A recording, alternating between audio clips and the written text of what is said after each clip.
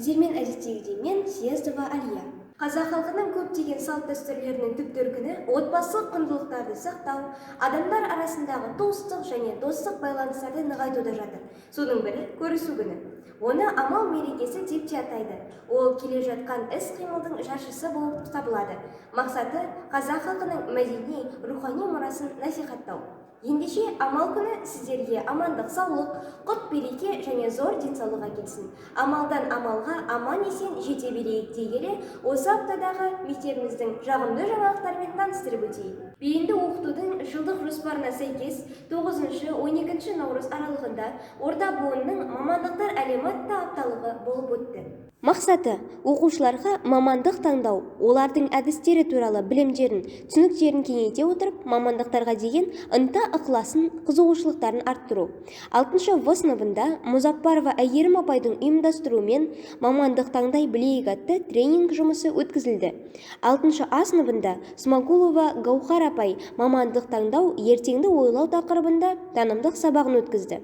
7-В сыныбында Отарәлі Айшолпан апайдың ұйымдастыруымен менің мамандығым, менің болашағым атты тәрбие сағаты болып өтті.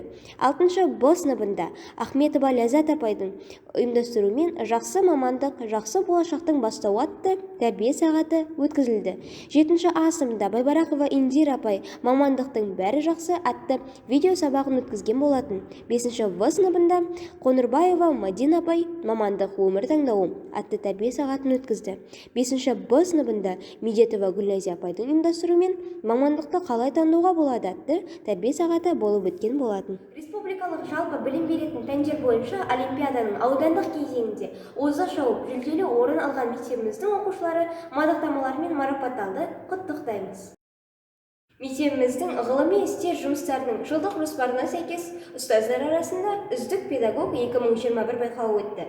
Мақсаты педагог қызметкерлердің ғылыми және әдістемелік шығармашылық қабілеттерін дамыту және көрсету болады.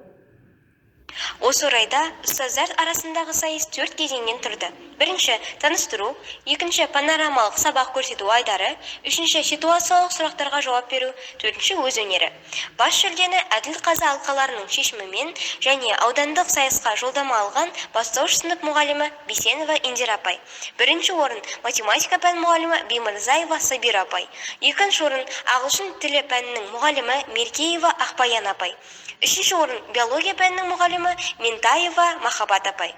Эрудитті ұстаз номинациясымен тарих пәнінің мұғалімі Жалғасбаев Әділет ағай, өнерлі ұстаз номинациясымен технология пәнінің мұғалімі Жакипова Айгүл апай, шығармашыл ұстаз номинациясымен қазақ тілі және әдебиет пән мұғалімі Жакипова Назира апай, тапқыр ұстаз номинациясымен Мырзалиев Кенжебек ағай марапатталды. Барлық ұстаздарымызға шығармашылық ізденістер, ғылыми жаңалықтарыңыз арта берсін деп тілейміз. Сонымен қатар, осы аптада 4-А сыныбында Оспанова Гүлшайым апайдың ұйымдастыруымен ойна да ойлан атты ойын сайыс сабағы өткізілді. Ойын сайыс сабағы «Сен қайдасың» тренингінен басталды. 4 кезеңнен тұратын сайысқа 2 топ қатысты.